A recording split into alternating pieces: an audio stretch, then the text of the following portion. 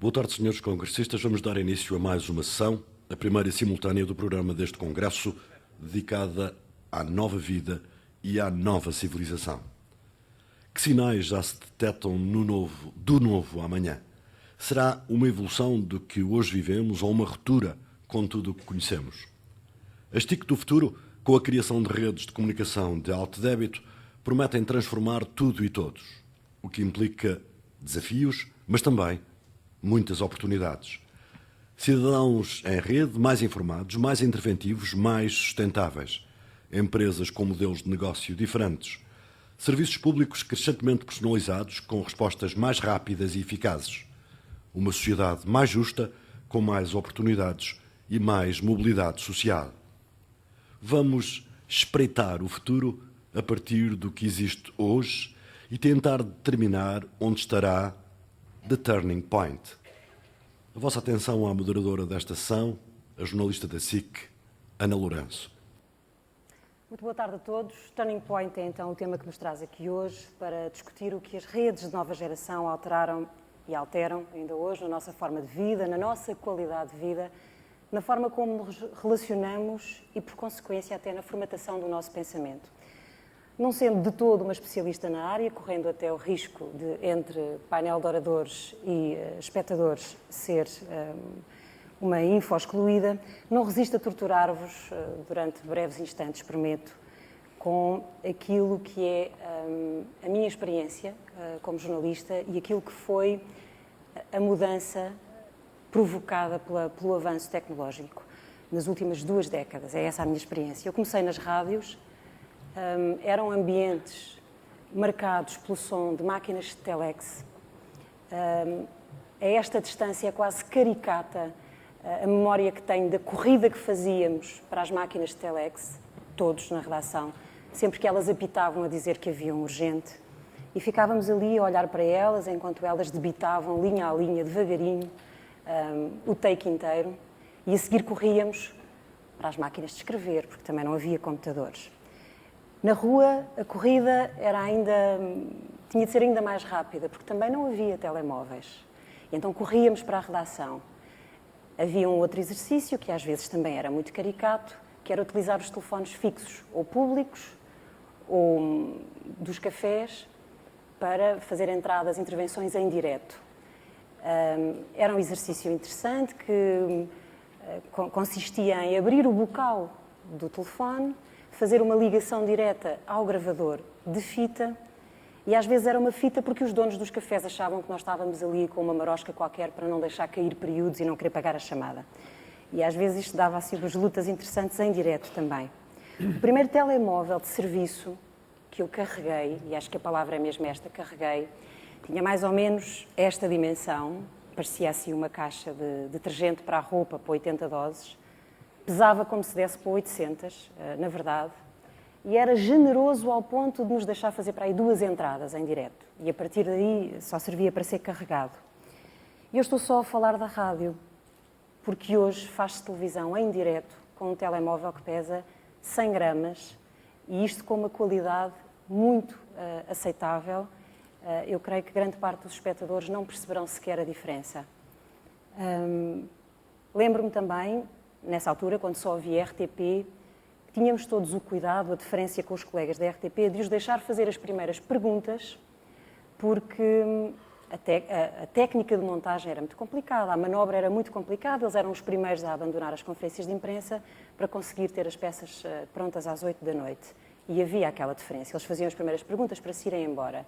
Hoje, um jornalista da SIC Notícias chega à redação e em 10 minutos tem a peça pronta, podendo recorrer inclusive ao arquivo, sem sair do seu posto de trabalho. Isto antigamente implicava muito mais gente, implicava um serviço de arquivo, muita cassete, muita fita, montagem analógica que não permitia mudanças de ideias a meio. A montagem era linear e se de repente olhássemos para o início da peça e pensássemos falta-me ali qualquer coisa, aquela qualquer coisa só podia ser introduzida se houvesse mesmo muito tempo. Hoje é possível montar, desmontar em poucos segundos uma reportagem, já não há desculpa para não a contarmos exatamente como queremos. Em relação aos jornais, e porque de facto não sabemos o que é que... Eu não sei o que é que poderei dizer sobre isto tudo daqui a 20 anos. E os jornais são talvez o formato que mais dúvidas, e sobre o futuro que mais dúvidas põe. Esta semana li uma notícia sobre um jornal que está já desde outubro a ser distribuído em Berlim, que se chama NIU e que é feito à la carte. Tem já mais de 1000 assinantes que encomendam todos os dias na internet até às 2 da tarde os temas que querem ler no dia seguinte e recebem no dia seguinte na caixa do correio, em papel, um jornal encomendado, um jornal em que eles podem assinar a ficha técnica como diretor, alinhador editorial, e não tem corpo redatorial sequer. Este NIU serve-se de 17 publicações internacionais, de milhares de sites, de milhares de blogs e de revistas. Ao mercado publicitário, este jornal oferece também o público-alvo mais identificado, mais discriminado do setor. E isto permite-nos saber exatamente quais são as áreas de interesse dos espectadores. Estamos a entrar na era em que, de facto, faz sentido dizer que as pessoas veem o mundo pelos seus próprios olhos. Vamos ver o que estaremos aqui a dizer dentro de 20 anos. Não vos maço mais. O que vos convido a fazer nos próximos minutos é ouvir a visão que tem o nosso painel de convidados sobre o tema que nos trouxe aqui. Turning Point é o tema central. A nova vida e a nova civilização é o subtítulo desta reunião. O professor João Lobo Antunes, que é o keynote speaker desta reunião, vai falar-nos sobretudo da humanização da tecnologia. Ouviremos depois de que forma a tecnologia abrange as áreas profissionais de Guta Moura Guedes, Henrique Veiga e Rolando Borges Martins. Professor, obrigada.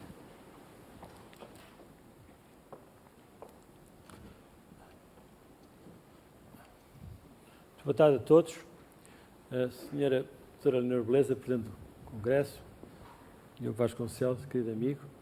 Quero agradecer o vosso convite e gostava de ouvir a Ana a falar de como era o tempo em que começou como jornalista e fez-me recordar que, de facto, o tempo em que eu comecei na televisão, há 50 anos, eu era apresentador de um programa ao sábado, um programa chamado Programa Juvenil, antes de nascer, e de facto era extraordinário, uma experiência de quem tinha 14 anos na altura, e direto para o ar, não havia vídeo, nem nada, a luz vermelha acendia, e de facto é um treino extraordinário que foi muito útil depois nos exames da faculdade, em que eu conseguia mais ou menos conduzir o questionário, aquilo que as pessoas me iam perguntando.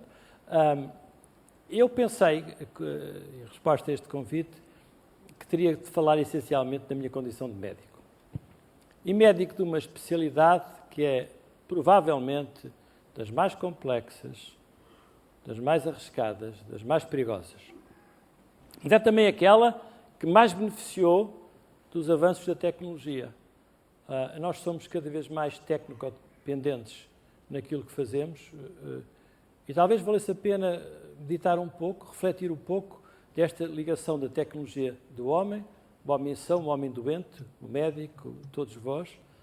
E queria ao mesmo tempo agradecer à audiência, aos que estão aqui, os que estão lá fora, os que estão espalhados por todo o mundo, na contribuição que me deram para fazer de mim um melhor médico, sobretudo um médico mais tranquilo, a partir desta invenção tão simples que é o telemóvel, que me deu outra liberdade, isto como que fez nascer um par de asas suplementar pela dificuldade que tinha no passado de comunicar e saber o que estava a acontecer aos meus doentes. Há uns anos atrás, o Los Angeles Times fez um inquérito a uns cientistas da Califórnia e perguntou-lhes quais teriam sido as descobertas, as 10 descobertas dos tempos modernos que alteraram o nosso modo de vida. A eletricidade, o microprocessador, o computador, o ADN, o telefone, o automóvel, a internet, a televisão, a refrigeração e a aviação. Mas o que é que tem em comum a maioria delas é que, de facto, destas 10 invenções, 6 relacionam-se com comunicação. Isto alterou radicalmente o panorama da vida moderna contemporânea. E, de facto, quando nós olhamos para o que tem sido o progresso, poderemos tomar duas perspectivas diferentes. Esperamos no século XXI 100 anos de progresso, no Intuitive Linear View, ou, pelo contrário, 2000 anos de progresso, chamado Historical Exponential View. Provavelmente o que se vai assistir na interpretação de do Kurzweil, que muitos de vós eventualmente conhecem, cientista, investigador, futurologista, visionário. De facto, nós não sabemos se 2000 anos é o retrato fiel do que se irá passar durante o século XXI. Se calhar iremos progredir ainda mais. Permitam-me que vos mostre uma ressonância magnética. A ressonância magnética revolucionou completamente o diagnóstico médico, o estudo fisiológico do sistema nervoso, e o que esta ressonância magnética mostra é uma lesão, aqui representada, numa área do cérebro que eu irei descrever um pouco, em breve, está aqui presente. Esta é a área das áreas mais sensíveis, um nó vital no nosso sistema nervoso, e nós temos perfeitamente identificado uma lesão que sangrou, uma lesão potencialmente fatal, numa área extremamente delicada. E é extremamente delicada porque, precisamente, é a área onde passam as comunicações de cima para baixo. Portanto, isto é o centro nevrálgico da comunicação. O que aqui tem representados são os feixes que vão para cima, para baixo, além de uma série de núcleos que controlam, nomeadamente, a vigilidade, o estar acordado, o estar a dormir, a sensibilidade, o engolir, o respirar, etc. Portanto, este é o chamado tronco cerebral, o brainstem, como nós chamamos, e aqui vem um feixe que sobe, e é precisamente esse feixe, com as novas tecnologias da ressonância magnética, que nós podemos identificar toda a sorte de feixes. E aqui o que nós verificamos é que a lesão está aqui localizada e os feixes estão a ser desviados. Não há, portanto, uma destruição, há apenas uma destruição, um empurramento, e, portanto, nós temos identificado o sítio da lesão, o que está a provocar, o efeito que está a ter nestes. Isto é, de facto, uma imagem até esteticamente lindíssima, e nós, portanto, estamos mais ou menos equipados para o diagnóstico do tipo e da localização. Mas a questão a seguir é basicamente esta, e como é que nós chegamos lá? E hoje temos uma tecnologia altamente sofisticada, que nós chamamos a neuronavegação, que nos permite localizar com a precisão de 1 milímetro onde estas lesões estão situadas. E, ao mesmo tempo, permitem-nos definir as vias de acesso essas que dão ao cirurgião a capacidade de chegar ao ponto sem interferir com estruturas vitais. A seguir. E aqui vem a lesão a ser operada, uma pinça, ao microscópio, um aspirador. Este é um nervo da visão, é um nervo dos movimentos oculares, chamado quarto par, o nervo patético. Aqui é o tronco cerebral, aqui são as artérias que o alimentam. E eu não quero exagerar, não quero tornar isto, enfim, algo de mágico ou fantástico, embora o seja em certa medida, se disser que uma lesão destas artérias provavelmente teria como consequência o doente não acordar. E, portanto, aqui tem a tecnologia e um fator humano duplo, o homem que opera e o homem doente. A vossa tecnologia e, neste caso, as minhas mãos. Até a lesão ser completamente removida. A seguir. E aqui vem a ressonância pós-operatória, em que mostra a lesão completamente removida e, melhor ainda, a reconstituição do trajeto dos feixes que estavam empurrados e não estavam comprometidos, com uma excelente recuperação, e a doente está bem. Isto introduziu também um elemento de uma enorme honestidade. Os cirurgiões, como os pescadores, estavam sempre a exagerar nas suas proezas, no tamanho do tumor que tiravam, no facto de terem ou não tirado tudo. Portanto, não só se introduziu um elemento diferente na avaliação dos resultados, mas introduziu-se um outro fator que é fundamental, que é a capacidade que tem o doente de visualizar a sua doença, a sua lesão. E, portanto, torna-se muito mais fácil de explicar exatamente qual é o objetivo. Mas o que eu trouxe este exemplo aqui para vos mostrar, precisamente porque aqui vêm os feixes reconstituídos, porque, de facto, isto é o fator fundamental daquilo que temos. O Graham Greene foi um dos grandes escritores da língua inglesa, foi dos que não foi concedido o Prémio Nobel, um dos muitos que o mereceriam e que não o tiveram, e de facto eu tenho muito presente este romance do Gamagrino, o fator humano. E é isso que eu acho que é fundamental nós recordarmos a uma audiência tão voltada para a tecnologia, para a robótica, para a realidade virtual, é não esquecer o fator humano.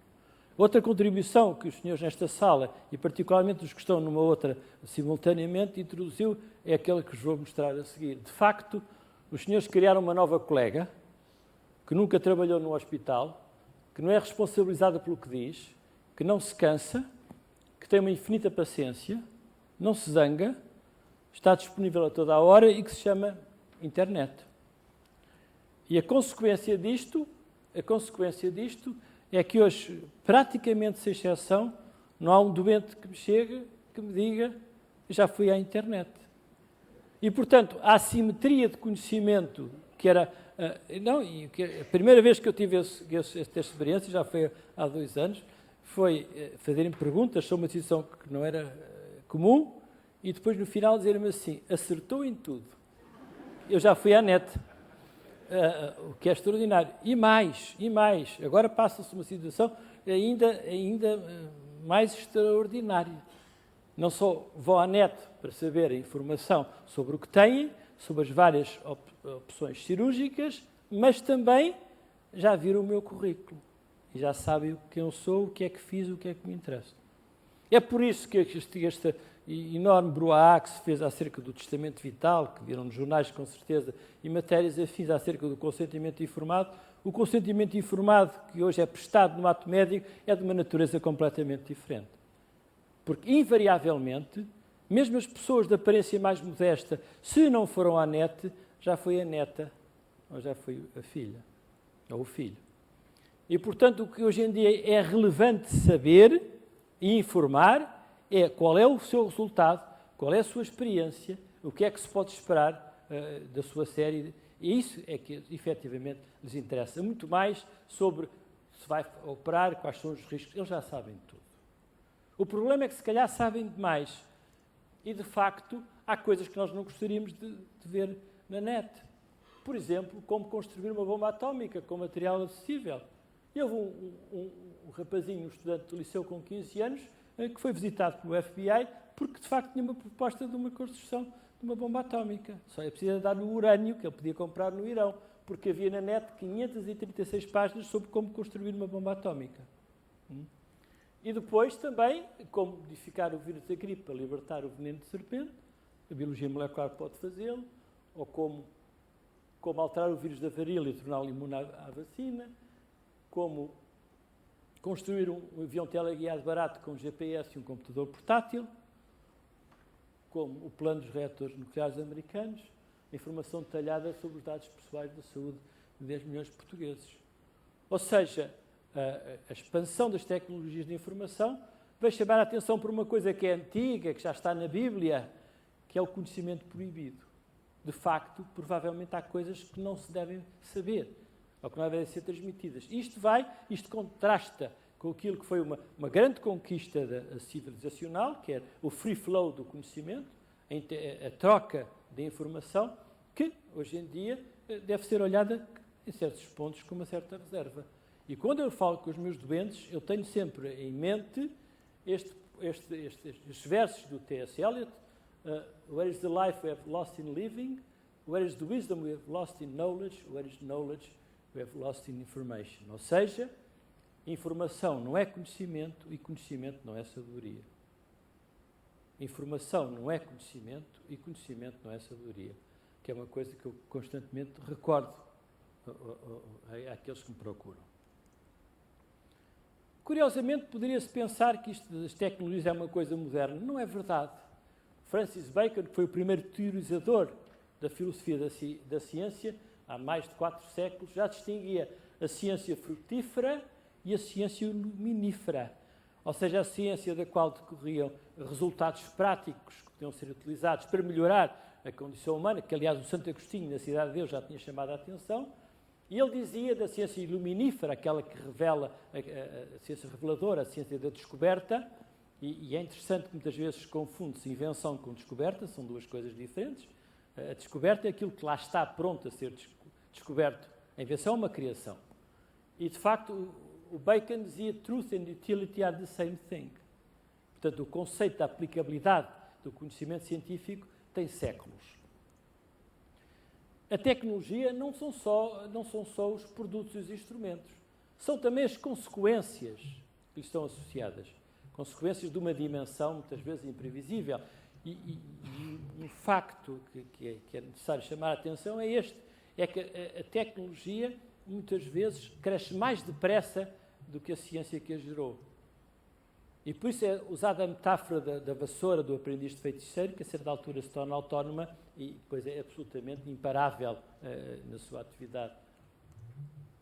De facto, a ligação da tecnologia e da ciência é imediata. Reparem, o éter foi descoberto, a antissépsia, em 1863, em 1895 Röntgen descobriu o raio-x e em 1890 e 1896 a Siemens, a General Elétrica e a Johnson & Johnson, nas batas e nas luvas, já estavam no terreno. E, portanto, este aproveitamento foi quase instantâneo. E os americanos tiveram uma grande superioridade na guerra hispano-americana em 1898, porque já tinham máquinas de raio-x. E, portanto, permitia acudir aos feridos de outra maneira. E agora, a expansão daquilo que nós podemos chamar as tecnologias da transcendência. E as tecnologias da transcendência são aquelas através das quais o homem se transcende, se ultrapassa a sua dimensão terrena, vai para lá da sua condição falível de humano. E elas são basicamente as tecnologias biológicas, com o genoma, com a clonagem, com as células estaminais, as nucleares, o espaço e a inteligência artificial. Havia um dos grandes criadores da inteligência artificial, um dos teorizadores, dizia: eu quero criar uma máquina que tenha orgulho em mim. Esta é a ambição maior da gente da inteligência artificial.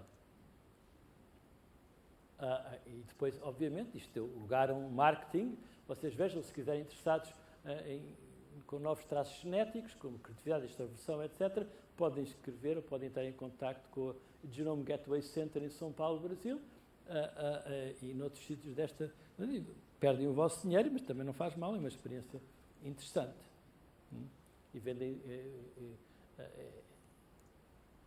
E depois esta questão interessantíssima, em relação ao qual eu tenho uma posição de um enorme entusiasmo, um enorme progresso, mas criou um debate ético que ainda se prolonga, porque de facto o que pode acontecer é que uma criança tenha 5 pais e mães. Uma mãe de aluguer, que fornece o útero, um pai adotivo, a mãe adotiva, o doutor de espera e o doutor de óvulo. Portanto, vem a complexidade, do ponto de vista ético, que estas novas tecnologias reprodutivas vieram introduzir. E depois deste campo de uma enorme promessa, que são as chamadas tecnologias de enhancement. E o sonho, de facto, é ter designer babies. Crianças que tenham maior inteligência, melhor comportamento, mais memória, mais resiliência, que aguentem melhor o mundo contemporâneo no qual vão desembarcar mais cedo ou mais tarde. Ou selecionando traços genéticos favoráveis, ou eliminando defeitos, ou estimulando a função normal. Há uma grande controvérsia acerca do uso de psicotrópicos em crianças que têm síndromes borderline de hiperatividade e falta de atenção na escola, e há um extraordinário abuso. De facto, parece que o sonho dos pais era gerarem Harry Potters em profusão. Ou então, se quiserem, esta eterna juventude, que é uma ambição da qual eu estou-me a aproximar a passos largos, aumentando a longevidade, retardando a velhice, evitando a atrofia muscular, preservando a memória, etc. E reparem que o objetivo, e este parece-me a mim muito razoável, é que se viva mais anos, mas que se comprima a morbilidade, ou seja, mais anos de saúde, de tal forma que o período de declínio, que inevitavelmente nos irá chegar, e do ponto de vista biológico, o limite parece ser 150 anos, parece o tempo máximo, numa situação ideal de saúde, nós poderemos algum dia alcançar, mas este é o sonho e a realidade é esta. Quer dizer, em Portugal, nós caminhamos a passos largos para a inversão da pirâmide etária e nós temos um problema que em 2010 já vamos ter mais pessoas com mais de 65 anos do que com menos de 15 e, de facto, Este é o grande problema social deste país, como é, aliás, em todo o mundo. E não pensem que o problema de envelhecimento é um problema das sociedades avançadas, porque não é. É um problema universal.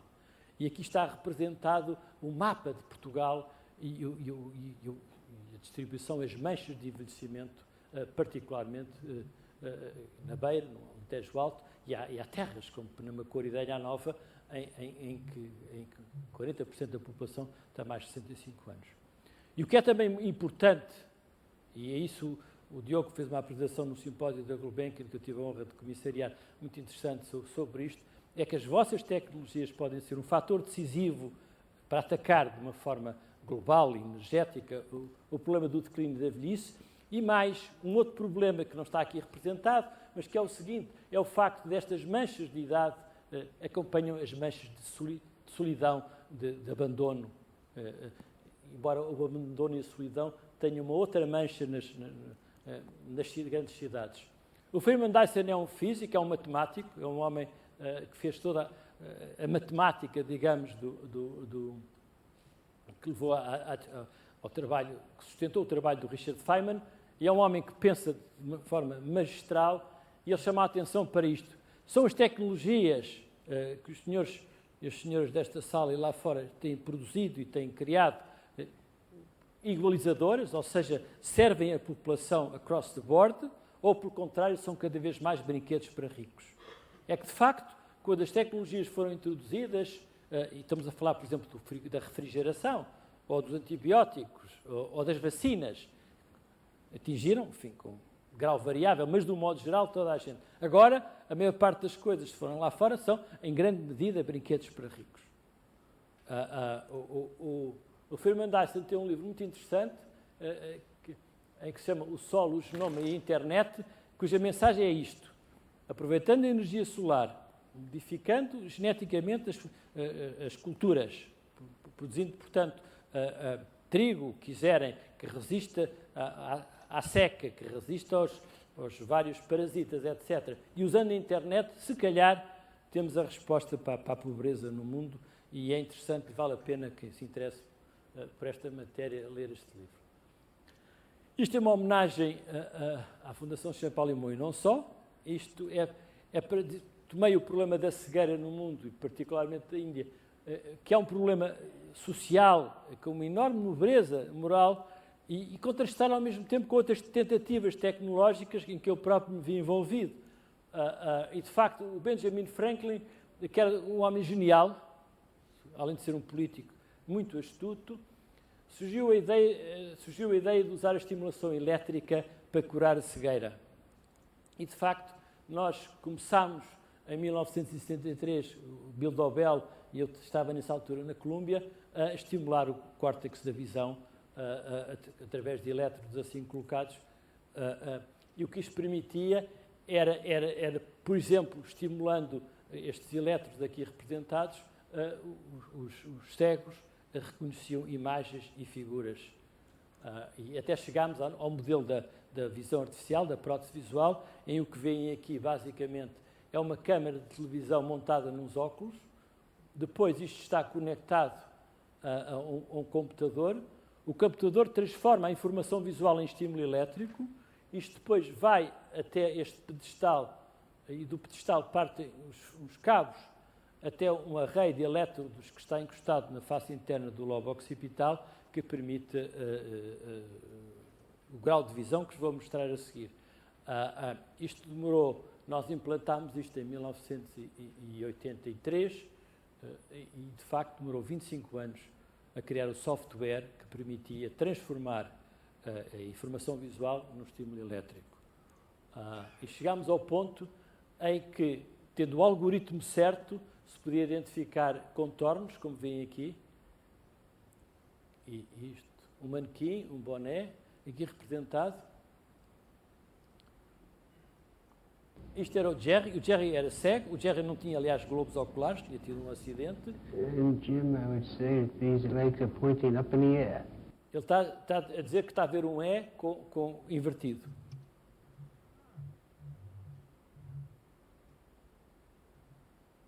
E com este... Something right here. Right here. Right here. Right there. Okay. And right in front of me. Right in front of me. Now I passed him. Oh, now I got him. Now I got the blind. Okay, back to the blind. Little break. And the mannequin. Right here. Ou seja, com isto podia ver, deambular, tornava-se independente, poderia navegar até o metropolitano. E, no fundo, o objetivo, basicamente, disto é a autonomia, não é a leitura. Hoje em dia há muitas tecnologias que permitem uma leitura.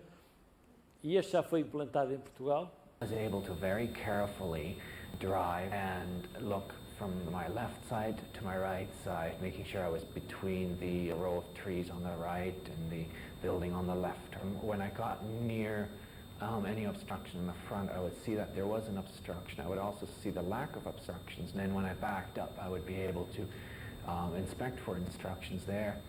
It was really a nice feeling. It was really a nice feeling. Infelizmente, a tecnologia ainda não nos resolveu um problema. E o problema é um problema de bioengenharia, ou seja, é permitir que esta placa, que é feita de um material, e os elétrodos são de platina, ao fim de algum tempo nós perdemos este resultado, porque os tecidos fizeram uma carapaça de tecido fibroso à volta e, portanto, há toda uma investigação tecnológica para definir materiais que sejam compatíveis com a superfície do cérebro. Mas, do ponto de vista da resolução do problema tecnológico, isto é admirável. E como era admirável, quer dizer, chegarem ali à janela, apontarem para baixo e dizer, está aqui uma árvore, está aqui um carro, e pessoas que estavam completamente cegas, algumas há muitos anos. E, portanto, I was able to very carefully drive. Estes são os desafios. Estes são os desafios. É isso que nos deve preocupar.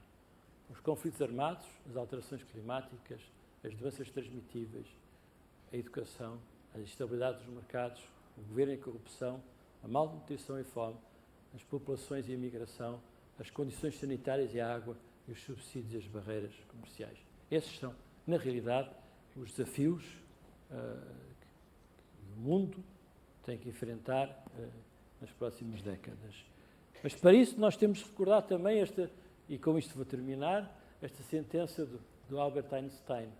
A preocupação pelo homem deve constituir o objetivo principal de todo o esforço tecnológico.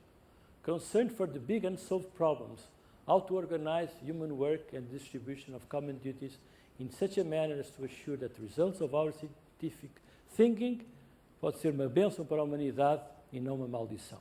Muito obrigado.